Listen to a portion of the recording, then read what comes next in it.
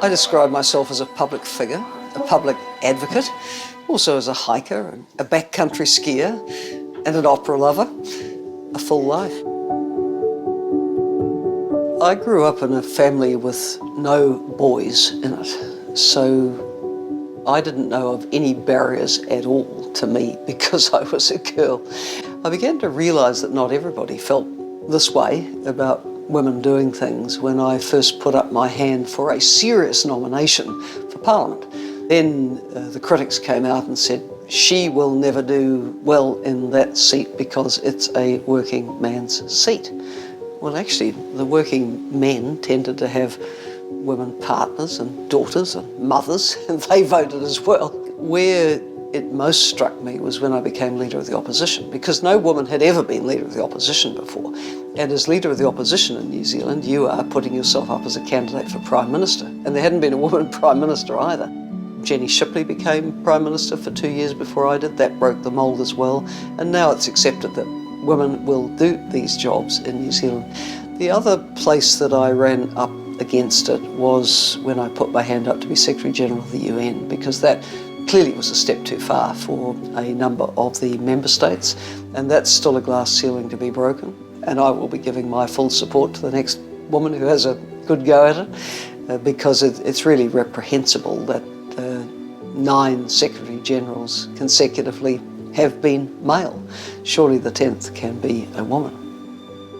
I think definitely moving to gender parity in the top decision-making positions. We need to do better yet with our Parliament to 50% and also with our cabinets. And then I think it's all the background social policy supports that women and men who have young families need. And that is good affordable access to early childhood care and education. It is sufficient paid parental leave. It is holiday time. It's all the things that make for quality of life. For those who are bringing up the next generation. We're still looking at inequities across the society, in income, in political participation and representation at the highest levels of all sectors. And particularly we have to keep on about the domestic violence, the sexual and gender-based violence in general, which is high in New Zealand. So Kate Sheppard's ringing words of, women, get on with it, keep at it, I think are very important. The New Zealand boardroom has been very slow to move, as have boardrooms around the globe.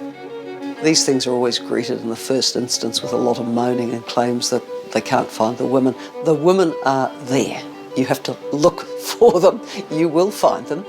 And guess what? When you look at the commercial results of the companies which have significant numbers of women on their boards and in their senior management, they are better than the ones who don't. What a surprise.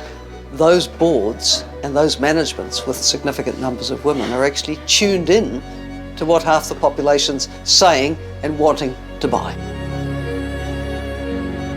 I think the feminist movement is on an upward surge of activity at the moment. I think Me Too has been partly responsible for that because women have just had enough.